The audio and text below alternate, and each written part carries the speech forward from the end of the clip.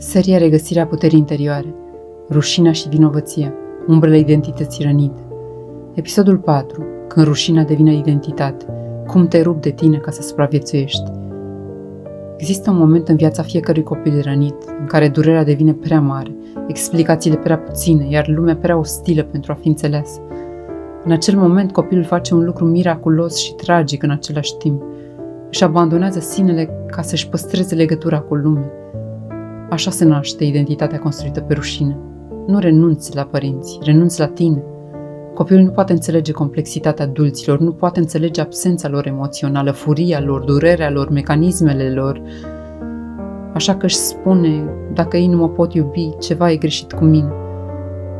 Această propoziție devine fundația unui sine fracturat, un sine care nu se mai dezvoltă liber, ci indefensiv. Copilul începe să se modeleze nu după cine este, ci după ce ar trebui să fie pentru a fi acceptat. Își învață corpul să fie mic, își ține emoțiile sub cheie, își ascunde autenticitatea în buzunarul inimii. Identitatea devine un costum purtat pentru supraviețuire, nu pentru viață. Cum se simte identitatea născută din rușine? Te îndoiești constantă de tine, cauți validare pentru fiecare pas, te temi de dezamăgiri minuscule, își ceri scuze pentru lucruri normale, ai impresia că greșești mereu, simți că nu meriți iubire deplină, te împrietenești cu oameni care îți confirmă rane.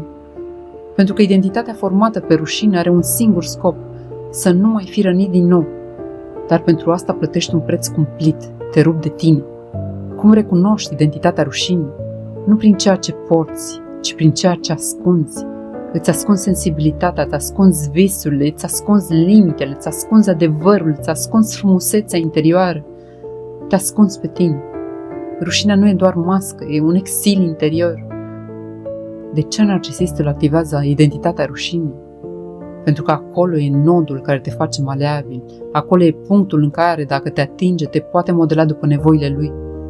Narcisistul nu îți creează rușine, el doar o reactivează, îți vorbește în limba copilăriei tale, apasă exact în locul în care ai învățat că nu ești destul și dintr-o dată identitatea adultului stopește și rămâne doar copilul rănit care vrea să fie iubit. Narcisistul știe asta, de aceea te alege, de aceea te pierde și apoi te recuperează, de aceea te distruge și apoi te salvează. Rușinea ta este codul lui de acces.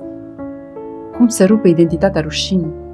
Nu prin forță, nu prin afirmare, nu prin gândire pozitivă, ci prin adevăr, prin recunoaștere că identitatea formată în rușine a fost o soluție temporară, un mecanism de supraviețuire, un scut pentru un copil vulnerabil, un program învățat, nu o esență. Identitatea rușinii începe să topească atunci când îți spui nu mai am nevoie de această mască, pot supraviețui fără ea, pot trăi fără ea, pot iubi fără ea, pot exista fără ea. Apoi vine un alt adevăr, și mai blând și mai puternic. Nu eu am fost problemă, eu am fost copilul care a meritat iubire. Și atunci ceva în interiorul tău se reașează, ceva vechi se prăbușește, ceva adevărat se ridică. Identitatea rușinii se dizolvă nu în lumină puternică, ci în blândețe profundă. Pentru că blândețea este singurul spațiu în care rușinea nu poate trăi.